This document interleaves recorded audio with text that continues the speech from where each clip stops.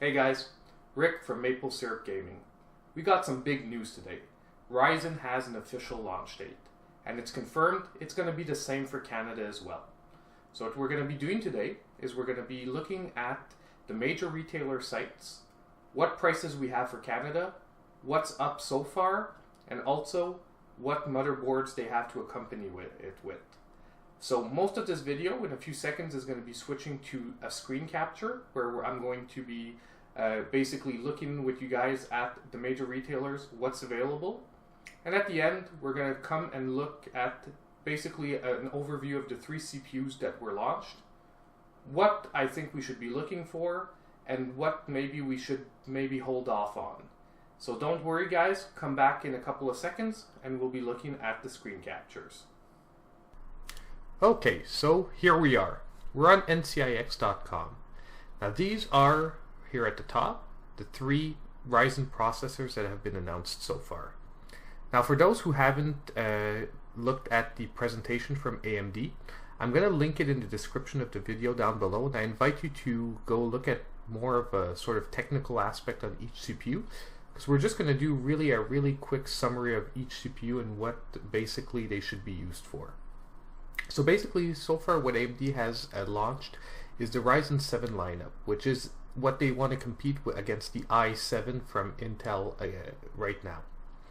So if we look on the low end of the spectrum, we have the AMD Ryzen 7 1700. This is an 8-core, 16-thread CPU, and it's supposed to be the CPU that is going to overclock the least. Now they all have unlocked multipliers, but apparently because it has a 65 watt TDP, the potential for overclock will obviously be a lot lower than the 1700X, which will be here, which is a 95 watt TDP. However, with 8 cores and 16 threads, apparently you're already going to get over 40% more performance than on an i7 7700K, which is honestly just already way more than you need for gaming, most gaming needs. The only thing that maybe worries me a little bit is sometimes games prefer high clocks and less cores, because above 4 cores a lot of games just won't maximize any other cores above 4. So that was one of the reasons I was maybe hoping that they would launch the R5 line at the same time, the Ryzen 5s, because basically you'll have less cores.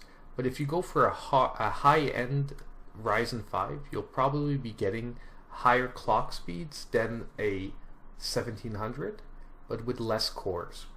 But anyway, since they're launching only the Ryzen 7 lineup, that's what we're going to focus on today. So we're going to stop talking about what they didn't launch. Let's see what they did launch. Now, for here in Canada, unfortunately, we have to pay a little more expensive than our American counterparts.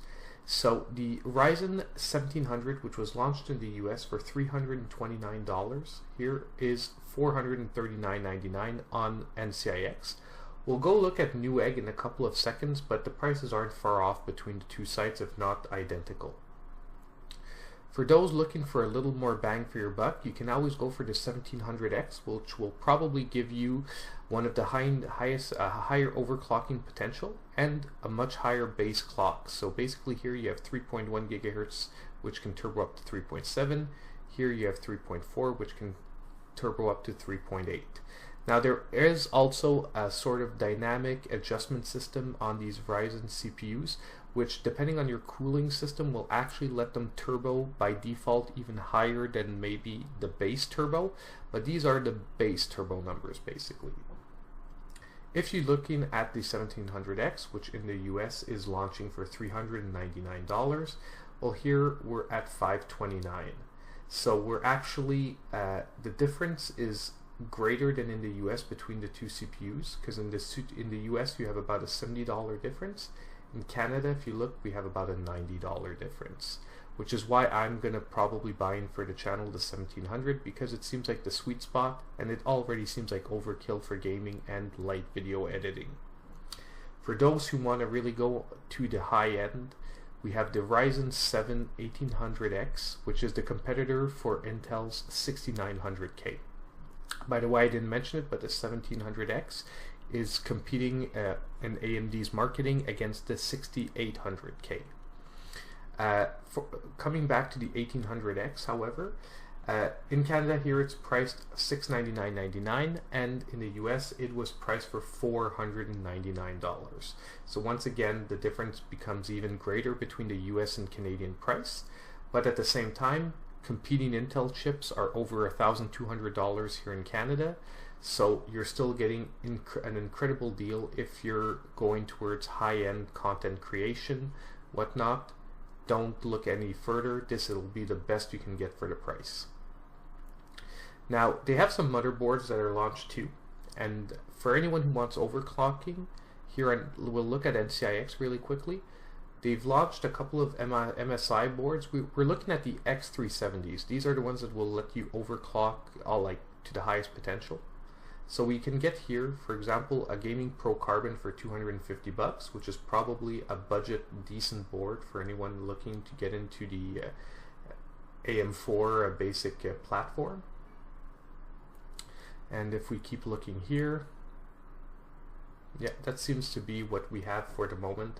You have some here, like some B350s, but oh, here's a Gigabyte for $254. So in Canada, it looks like we're going to be starting for the overclocking motherboards around $250. Obviously, if you wait, you could maybe get some specials, but that seems to be what they're aiming for. You can even go here for the titanium edition. That's like $400, but anyway, if you have the money and you want to go for a titanium build with some extra, extra options, you can go here. Let's move over to Newegg just to take a look, see if there's anything different. So if we look at the pricing, a couple of dollars difference, but mostly it's the same price. Motherboards, nothing special. Well, we've got a Rogue here for $329, and ASRock Killer for $249. So once again, for overclocking motherboards, it looks like we're starting around $250. Oh, actually here we have an ASRock Fatality for $225. So low 200s seems to be where we're going to be starting. So overall, so far this is what's launched for RYZEN. I'm not looking at the pre-built systems for the moment because I want to have the specs on the actual chips and whatnot before we start looking at pre-builds to see what kind of performance we can be looking at. But if not, so far this is what we have. So I hope this video helped you guys a little bit, and will give you some information on where we're at so far. You can check out the sites yourself, newegg.ca, ncix.com, and go look as they add new RYZEN stuff. Even since I first checked the sites around 9 a.m. this morning, they've already doubled the number of items available. So, see you guys later. I hope you guys liked looking at the RYZEN 7 launch lineup with me.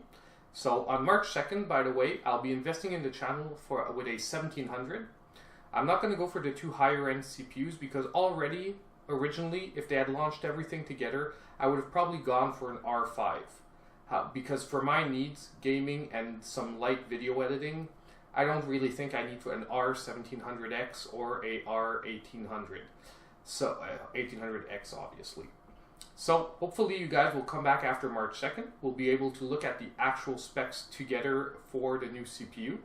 In the meantime, let me know what you guys think. Let me know if you guys are going to be investing in the first launch lineup of RYZEN. And if you guys have any other questions, concerns, leave them in the comments below. Thank you for coming to my channel, and hope I see you guys next time.